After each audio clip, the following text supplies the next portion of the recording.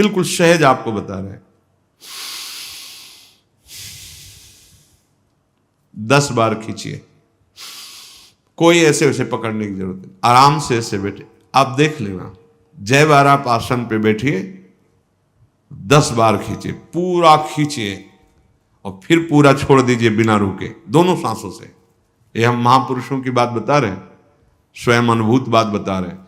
फिर आप भजन में बैठिए, देखिए आपकी कम से कम अगर 3 बार दिन में आप ऐसा करेंगे तो आपकी प्राण बिना ये रेचक पूरक कुंभक इनके बिना किए, अनुलोम विलोम इनको बिना, ऐसे पूरा भर करके वायु आराम से छोड़ दिया, आराम से भरा 10 बार। फिर आप देखो भजन में नाम जप करते हुए ऐसा किया, फिर आप देखो एक शांति सी आएगी, एक मन उसमें जिस नाम में लगाना चाहो लगेगा। प्राणवायु का संशोधन अत्यंत आवश्यक है। उपासक को चाहिए, जिसका शरीर रोगी है, वयोवृद्ध है, उनके लिए बात नहीं कह रहे।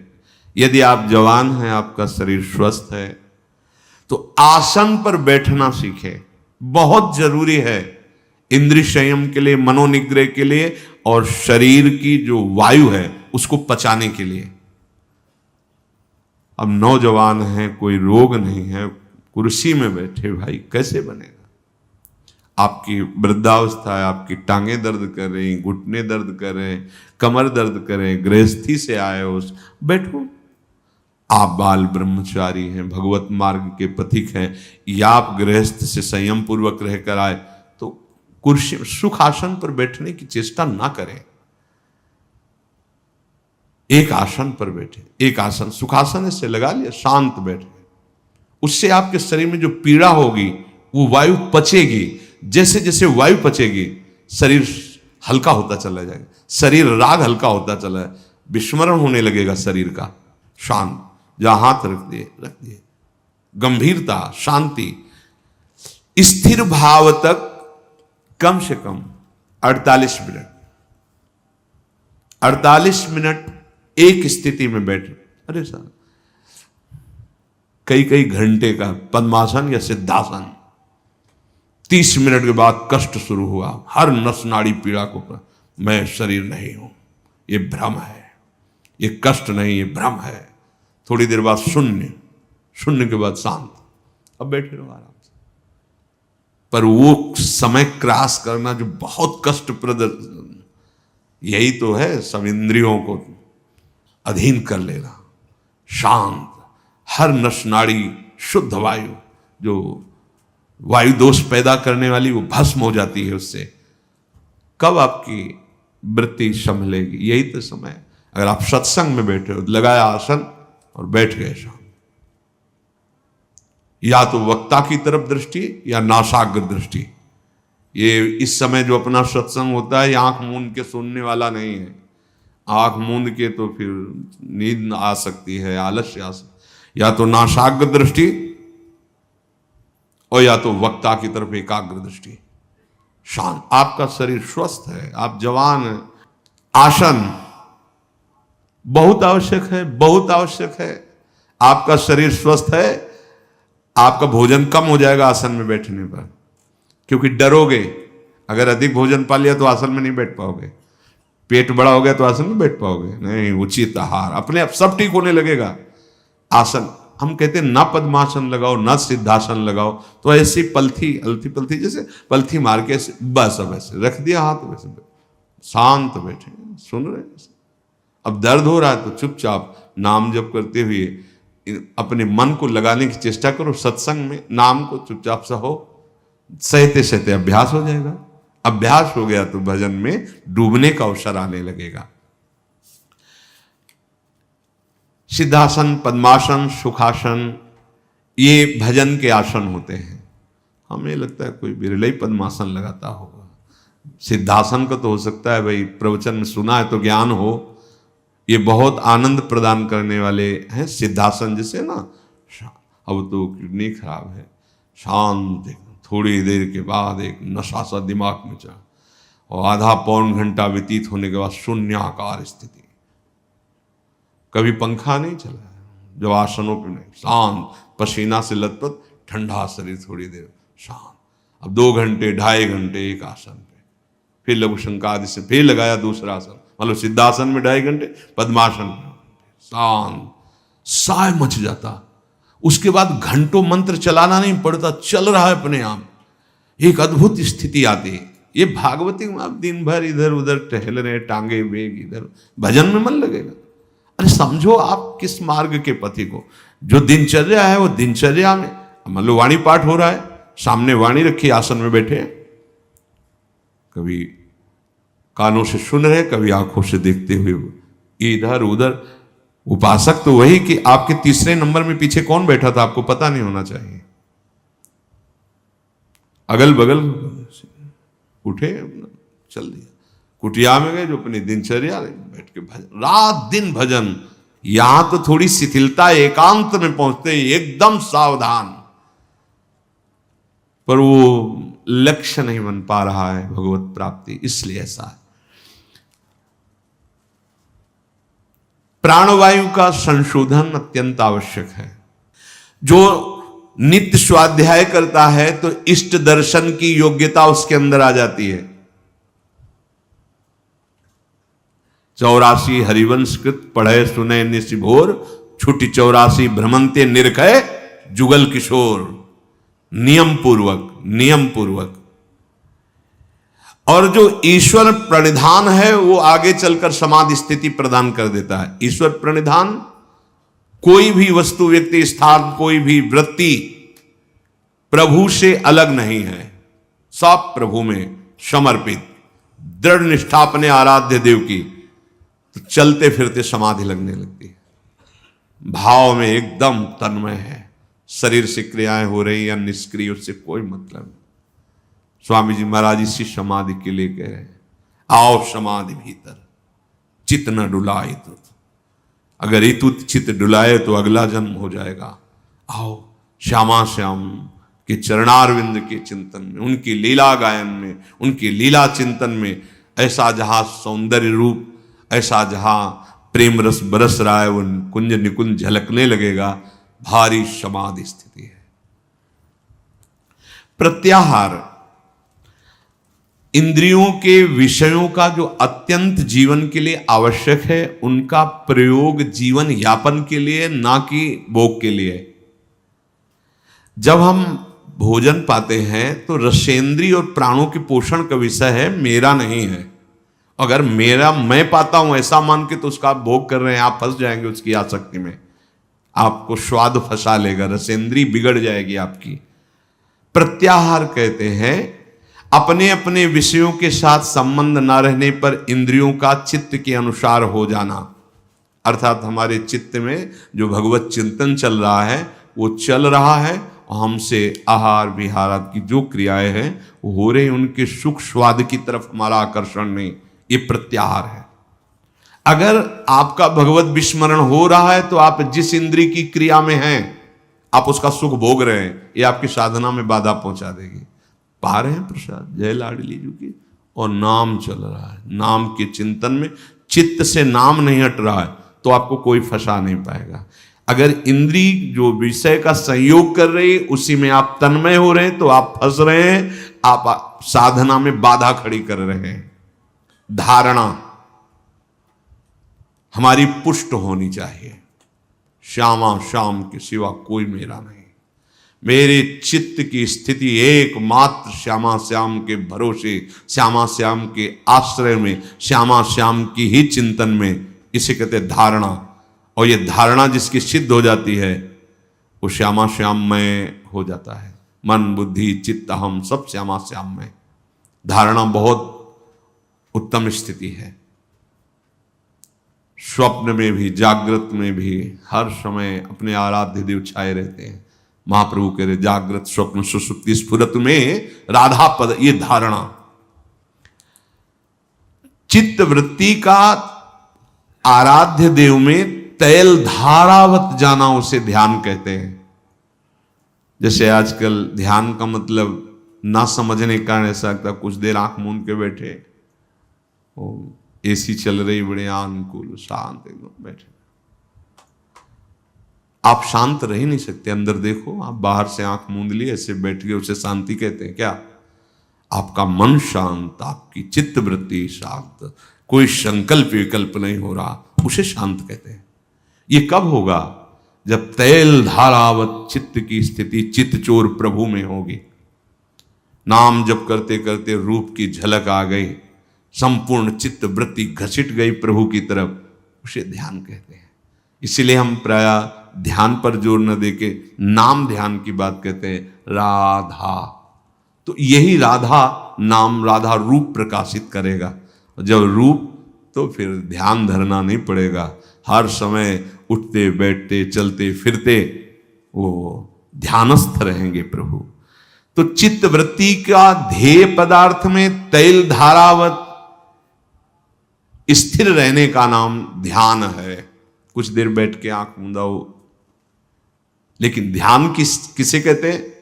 तैल धारावत अखंड वृत्ति अपने आराध्य देव में लगी हुई। ये ध्यान चलते फिरते उठते बैठते खाते पीते हर समय। समाधि, जब ध्यान परिपुष्ट हो जाता है तो ध्याता ध्यान और ध्येय की त्रिपुटी मिट जाती है। मैं ध्यान रूपी क्रिया, ध्येय प्रभु, उनमें कर रहा हूं, अभी ध्यान नहीं होगा। मैं ध्याता, जो ध्यान क्रिया ध्येय में कर रहा हूं, अभी ध्यान नहीं लगा। जब ध्यान लगेगा तो ध्याता और ध्यान दोनों लय हो गए, केवल ध्येय रह गया। ध्येय केवल प्रभु, मैं प्रभु का ध्यान कर रहा हूं ऐसा नहीं, केवल प्रभु ही प्रभु। उसी स्थिति को समाधि कहते हैं, उसे समाधि कहते हैं। जब मैं ध्यान कर रहा हूं, ध्याता ध्यान रूपी क्रिया ध्येय के प्रति, तब तक जब मैं और ध्यान क्रिया दोनों का लय हो गया, केवल ध्याता है, उसे समाधि कहते हैं। ये दो प्रकार की होती, सबीज और निर्बीज। सबीज में त्रिपुटी के न रहने पर सूक्ष्म संस्कार रहते हैं, हमें ध्यान हो रहा है सूक्ष्मता से। निर्बीज में बिल्कुल नहीं, केवल वही ब्रह्माकार वृत्ति या भगवदाकार वृत्ति या श्यामा श्याम में। जीवन का परम लाभ इसी जन्म में प्रिया प्रीतम के सानिध्य को प्राप्त करना। शरीर रहते तो आपका ये जो सत्संग में श्रवण मनन है, इसे निष्ठापूर्वक अपने हृदय में उतारें और नाम न छूटने पावे। नाम ही सब स्थितियां ला देगा, प्रमाद की कोई गुंजाइश न रहने पावे। हम लोग बहुत प्रमादी हैं, बड़ी छूट दे देते हैं मन बुद्धि को, इसलिए बड़ा अंतराय होता है। फिर ऐसा लगता है इस मार्ग में सुख ही नहीं है, फिर भाग पड़ते हैं संसार की तरफ। बहुत धोखा हो गया, बहुत बड़ी हम पराजय को प्राप्त हो गए। यदि प्रभु का मार्ग छूट गया तो पता नहीं किस जन्म में किस कल्प में मिलेगा। इसलिए सावधान होकर निरंतर एक एक क्षण प्रभु के चिंतन मनन में लगाएं। अपने इस परमानंद में, परमार्थ मार्ग में थोड़ी भी बाधा बर्दाश्त मत करो। ध्यान से सुनो, तुम्हें एक अनुपम सुख चाहिए, अनुपम शांति चाहिए, एक विलक्षण आनंद की तुम भोगता, क्योंकि तुम्हारा स्वरूप ही है आनंद में। अब इधर जो तुम भोक्ता बनकर उस सुख को खोज रहे हो, नहीं है। अब तुम्हें जो परमार्थ मार्ग मिला है, तो कह रहे हैं अपने परमार्थ मार्ग में परमार्थ सुख की जरा भी बाधा को बर्दाश्त मत करो। अगर बर्दाश्त करोगे, चलेगा इतना तो वो गिराता चला जाएगा आपको। नहीं, सावधान हो जाओ। बिना दंड के ये सुधरने वाले नहीं हैं, प्यार से सुधरने वाले। सुधर जाए बढ़िया, समझ लो। और अगर आप अपने को भोक्ता मानकर इनको थोड़ा भी परमार्थ बाधक बातों में सपोर्ट देंगे, ये आपको गिरा देंगे। बहुत फिसलन वाला मार्ग है, बहुत फिसलन, बहुत संभाल संभाल के, बहुत कदम दृढ़ रखते हुए चलना है। बाधा बर्दाश्त नहीं करनी। अरे जहां त्रिभुवन की राज्य लक्ष्मी देने पर भी आधे पल के लिए भगवत विस्मरण नहीं होना, उस मार्ग के तुम पथिक हो। तुम घंटों बात कर रहे हो व्यर्थ की बात, हंसी मजाक की बात, या ऐसे खान पान विषय में किसी में भी भगवत विस्मरण, मतलब रंग नहीं आ रहा तुम्हारी साधना में, तुम्हारे मार्ग में, किसी भी हालत में इस मार्ग के पथिक में भजन की शिथिलता नहीं आनी चाहिए, किसी भी हालत में।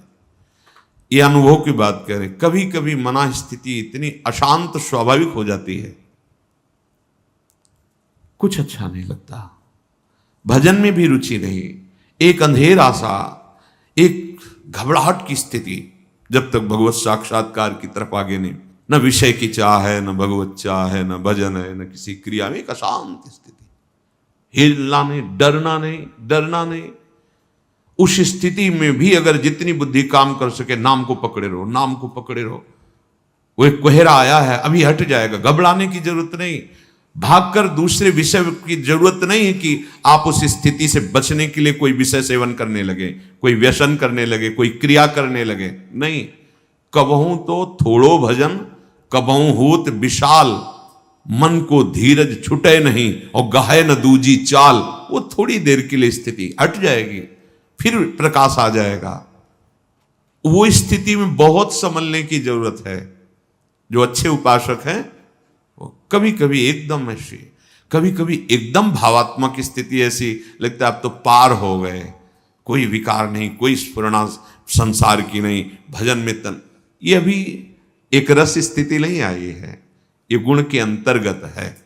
इस सात्विक वृत्ति जागृत हुई है, वो तामसिक वृत्ति, प्रमाद, मूढ़ता, ऐसी स्थिति, अंधकार छा रहा है अंतर में, कोई भी सात्विक स्फुरणा नहीं हो रही, घबराना नहीं।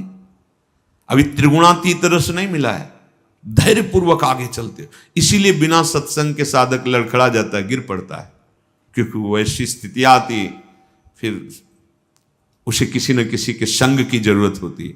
और अगर संत संग नहीं हुआ, कुसंग हो गया तो गया,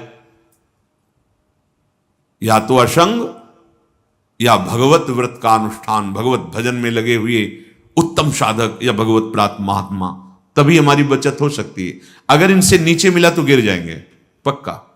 वो ऐसी बात होगी, ऐसी सलाह होगी, वो गिर जाएगा। अपने निर्दोष साधन को बिना किसी भय, संकोच, लोक लज्जा, अपने साधन में लोक लज्जा भी नहीं। हम तिलक लगाएंगे, कंठी बांधेंगे, नाम जप करेंगे, सुबह इतने बजे नहा स्नान करके बैठे, घर के परिवार के लोग या कोई बाहरी उपहार दे तो भगत है या कुछ भी, न लोक लज्जा, ना कोई भय, ना कोई संकोच, अपने साधन को निर्दोष रखते हुए चले, उसे नियम कहते हैं। जो आपको नियम मिला है, दिनचर्या मिली, उसमें तुम्हें बाधा बर्दाश्त नहीं कर। हम लोग बहुत कमजोर हैं, हम हर बाधा को स्वागत पूर्वक आओ स्वीकार कर लेते हैं। भजन छूटा, सद्बुद्धि छूट रही, हम मनोरंजन में लगे। अरे भाई, यही अवसर है मन भंजन का, यही अवसर है इंद्रियों को समाहित करके भगवत स्वरूप में लगाने का। अब आप बर्दाश्त कर रहे हो विघ्न, तो आप जानो फिर क्या हो सकता है, क्योंकि आपकी स्वीकृति है। बहुत बहुत बहुत सावधानी की जरूरत। साधन में कहीं बाहरी दिखावा भी ना आ जाए, ये भी ध्यान रखें। कहीं बाहर लोगों को ये दिखाने के लिए कि हम भगत हैं, देखो अभी पहले का लज्जा नहीं, संकोच नहीं, भय नहीं, अपनी दिनचर्या बिल्कुल, वो भगवत रिझावे के लिए, जगत रिझावे के लिए नहीं। अगर कहीं आपका लक्ष्य बन गया बाहरी लोगों को दिखाना, प्रणाम, नमस्कार, वंदना, यश, कीर्ति, चार लोग, ऐसा, फिर तो असली वस्तु को नहीं प्राप्त कर पाओगे, बहुत लंबा समय नष्ट हो जाएगा। हाँ, अगर भगवान की शरण में हो तो ऐसे धक्के लगेंगे आपको कि आपको भागना ही पड़ेगा प्रभु की तरफ। ऐसे विघ्न उपस्थित हो जाएंगे कि उधर कदम नहीं बढ़ा पाओगे, भागोगे प्रभु की तरफ, पर पता नहीं वो कब समय दे। होश में अपने साधन का दिखावा अंदर पता चलता है, आप ही अंदर से जांच कर लीजिए। दूसरे को दिखावा, और प्रायः अहंकार देवता ये बहुत पसंद करते हैं। जो अहंकार है वो ये बहुत पसंद, उसकी पसंद चीज है। दंभ, पाखंड, दिखावा, ये उसकी पसंद की चीज है। इसी से वो पुष्ट होता है, बलवान होता है, वो प्रेरित करेगा। हम ऐसा बोले जिससे चार लोग समझे हम ज्ञानी हैं, हम ऐसे बैठे जिससे चार लोग समझे ये योगी है, महात्मा है। हम ऐसा दृश्य उपस्थित करें जिससे हमें साबित किया जाए बहुत बड़े भजनानंदी। ये अंतर की वृत्ति है, सुधार कीजिए। साधन में कहीं बाहरी दिखावा ना जाए। अगर बाहरी दिखावा आ गया तो असली जो तत्व है, असली जो बात है, असली जो सच्चिदानंद